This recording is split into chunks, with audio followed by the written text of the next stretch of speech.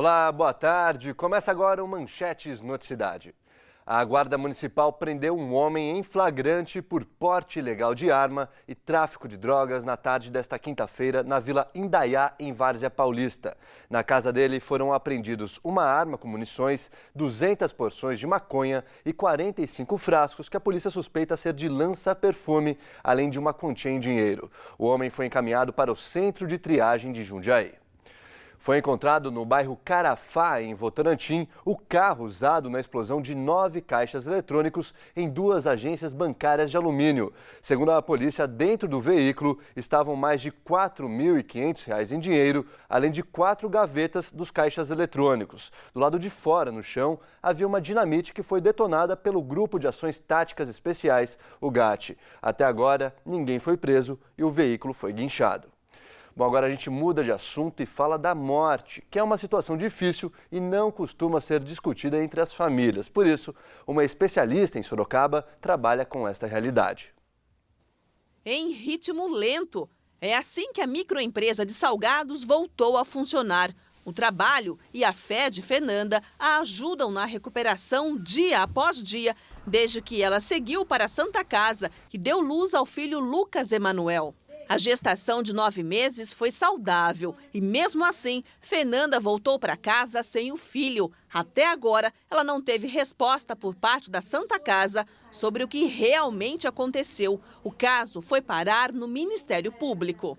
Estou ansiosa para saber o desfecho, né? O que eles apontaram de irregularidades, né? O porquê do que aconteceu realmente, né?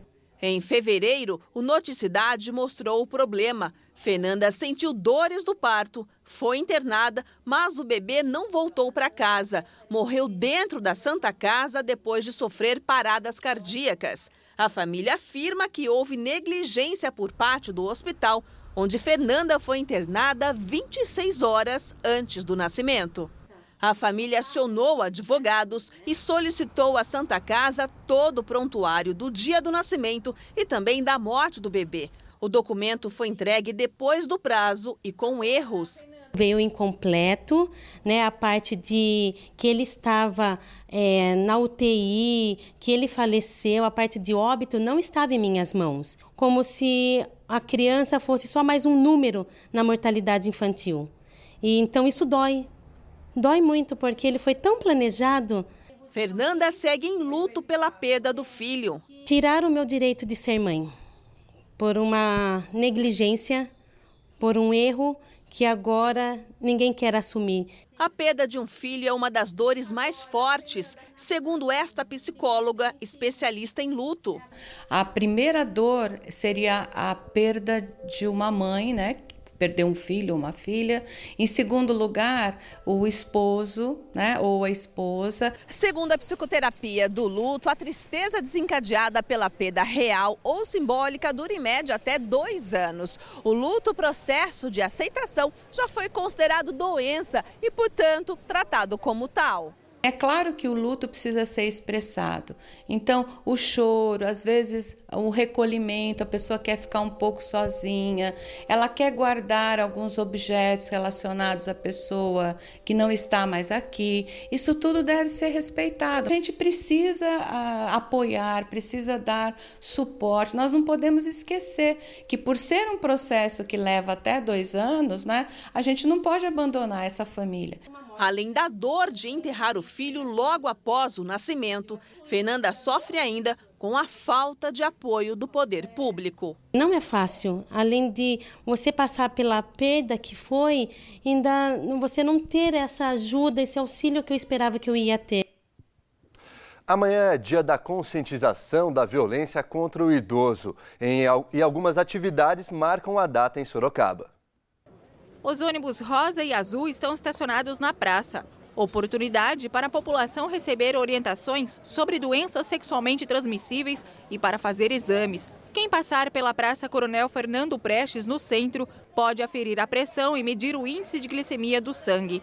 O atendimento é de graça e segue até às 4 horas da tarde. Não precisa agendar, é só esperar um pouquinho que será atendido.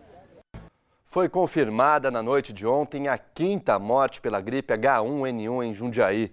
De acordo com a vigilância epidemiológica da cidade, a vítima era um homem de 52 anos que sofria de uma doença crônica. Com esta, já são 11 mortes registradas na região por conta da gripe A. Lembrando que a campanha de vacinação contra a doença termina hoje. Crianças, idosos, gestantes e mulheres que deram à luz recentemente fazem parte do grupo de risco e devem tomar a vacina em qualquer posto de saúde. O assunto ainda é ligado à saúde. Hoje é comemorado o Dia Mundial do Doador de Sangue e em Sorocaba é realizada mais uma campanha. Andréa Trevisan tem as informações. A campanha será realizada durante todo o mês de junho em todo o estado de São Paulo. É uma oportunidade para você doar sangue. Eu vou conversar agora com o Frederico Brandão, que é coordenador do Banco de Sangue de Sorocaba. É isso mesmo? É um incentivo? É um incentivo, principalmente nessa época de inverno, que nós estamos acostumados a todo ano observar uma queda importante no número de doações. Mas o estoque não fica zerado. No momento, nós temos estoque de sangue suficiente para atender toda a população, mas já temos um sinal de alerta, em função dessa queda nas doações.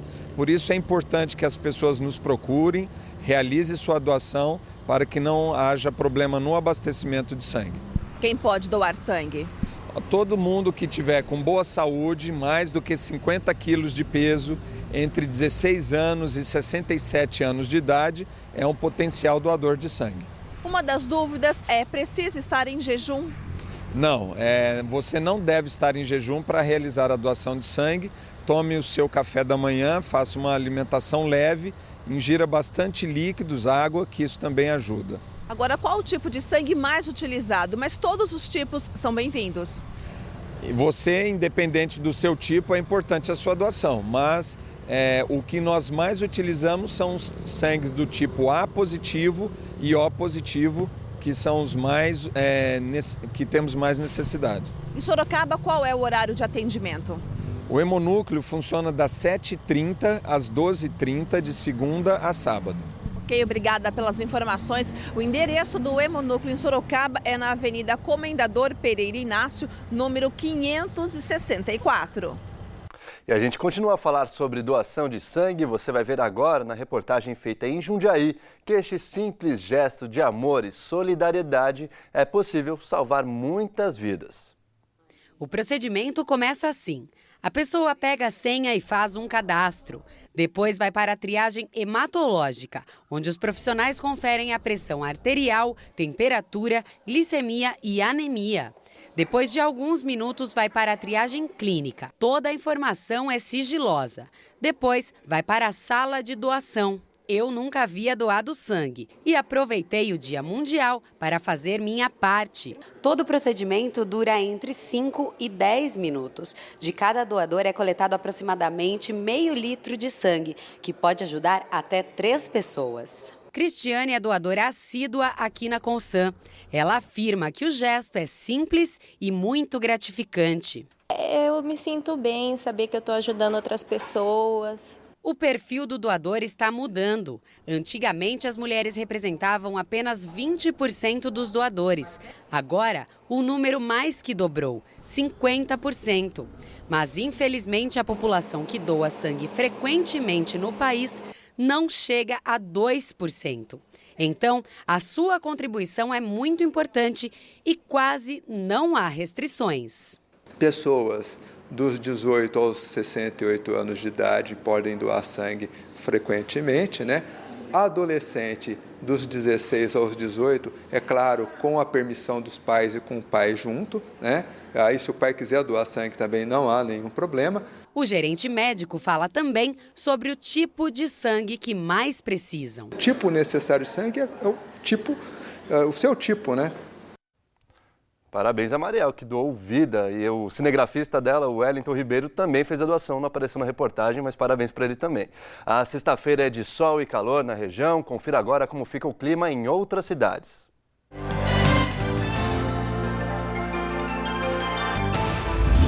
Em Alumínio, as temperaturas variam entre 13 e 25 graus. Jundiaí tem mínima de 14 e máxima de 27. Cesário Lange tem mínima de 15 graus. Em Salto, as temperaturas ficam entre 15 e 28 graus.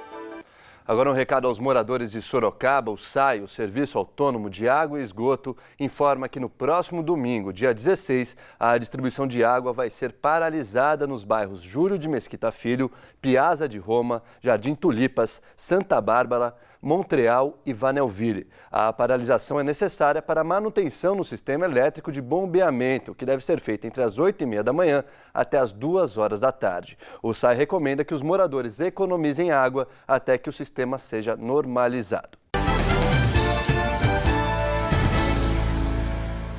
Muitos pensam que eles estavam fora de circulação, mas os discos de vinil voltaram a fazer sucesso e por isso tem até artistas do momento que faz questão de estar na capa dos bolachões. São mais de 300 discos na coleção desse professor de filosofia. Ela é formada basicamente por rock nacional e internacional. Mas a vontade de comprar os LPs não nasceu pela música, foi por conta do preço mesmo. E vi que o vinil era muito mais barato que o CD. E eu olhava assim nas lojas, pô, o CD tava 30, 25, 35, 20. E o disco de vinil ao mesmo tempo tava 4, 5, 3, 2. Mas aí já sabe, né? Depois do primeiro, segundo, terceiro, virou praticamente um vício. Ele começou a ver vantagem nos vinis. Neles, o professor não compra só a música. Acho que a arte é fundamental, assim, pro cara que aprecia o vinil, curte ver a capa. Se tiver um encarte, melhor ainda. Tem a arte de colocar o disco para tocar, lavar o disco também, que é muito legal. Você tira poeira, tira risco. E esse é um dos motivos pelo qual os clientes vêm a essa loja de discos em Sorocaba. Tem muita coisa que está em vinil, ela nunca saiu em CD. Muitas coisas nunca foram lançadas no Brasil. E na época do vinil, na década de 70, o Brasil foi despejado muita coisa no mercado. E os discos estão aí. De acordo com a Associação Brasileira dos Produtores de Disco, o último ano em que o Brasil teve sucesso nas vendas foi em 1993. Na época foram vendidas 17 milhões de cópias, só que a partir daí o disco perdeu espaço no país e praticamente entrou em extinção. Só que uma boa notícia aos colecionadores é que essa realidade deve mudar. De acordo com o Instituto Norte-Americano especializado em música, a venda de vinil em 2012 cresceu 17% se relacionada ao ano anterior. A recuperação nas vendas foi tanta que a loja deixou até um espaço só para os discos de vinil. E essa volta por cima tem muito a ver com a queda na venda dos CDs, que foram os substitutos do bolachão na década de 90. O CD caiu em descrédito. Qualquer um grava, qualquer um faz, junta, faz um papelzinho, tira um xerox. O disco não, você tem um encarte, você tem a letra, você tem um artista, a arte de capa. Então, tudo no vinil, ele é mais sedutor, ele é mais romântico. E se engana quem pensa que esses discos com cara de passado tocam só músicas antigas. As produtoras já fazem lançamentos em vinil de artistas do momento. Adele, Katy Perry, por exemplo, mesmo os artistas de outras décadas ganham novos álbuns, como Michael Jackson. O proprietário da loja, que viveu intensamente os dois ciclos, tanto do CD quanto do LP, lembra que a diferença do disco não é só na aparência. Para ele, o som do vinil é muito melhor. O som do vinil é mais encorpado, com grave mais presente, graves, médios e agudos atuando mais, entendeu? É diferente, é melhor.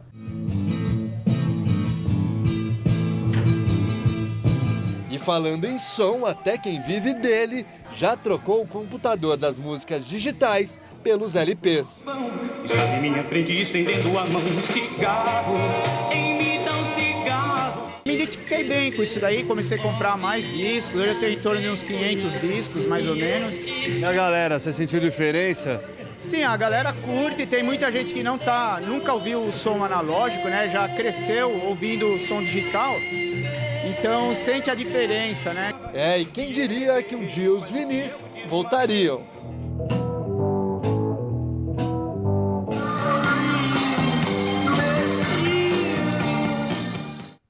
Legal. E quem passou pela TV Sorocaba SBT foi a atriz Marley Cevada, a Nina da Praça é Nossa do SBT. Veja como foi.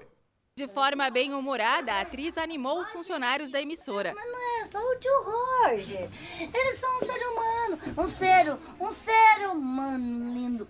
Né, mano? Ai, que moderno. É HD. Olha lá, é HD, ó. Ela parece aquela dos Incríveis, a mãe dos Incríveis, não parece? Do desenho? Que ela tem o cabelo Chanel. Depois de muitas brincadeiras, gravou Acesso com Simone Marqueto, que vai ao ar amanhã, às 7h15 da noite. Ai, tia, então você tá toda no HD. Ó, a gente tá no HD. E hoje, a Nina faz show em Jundiaí logo mais, às 8 da noite, no Espaço Ipiranga de Eventos, que fica na Avenida São Paulo, número 77, na Vila Arens. Os ingressos para a Nina, num show nada a ver, podem ser comprados no local. Tchau, gente! Adorei conhecer vocês. Ela fez a festa do pessoal aqui na redação. O Manchetes Noticidade fica por aqui. Outras informações você acompanha logo mais às 7h15 no Noticidade com Simone Marqueto. O nosso Boa Tarde de hoje é especial para a cidade de Salto, que comemora neste domingo 315 anos. Parabéns à população. Um bom fim de semana. Tchau.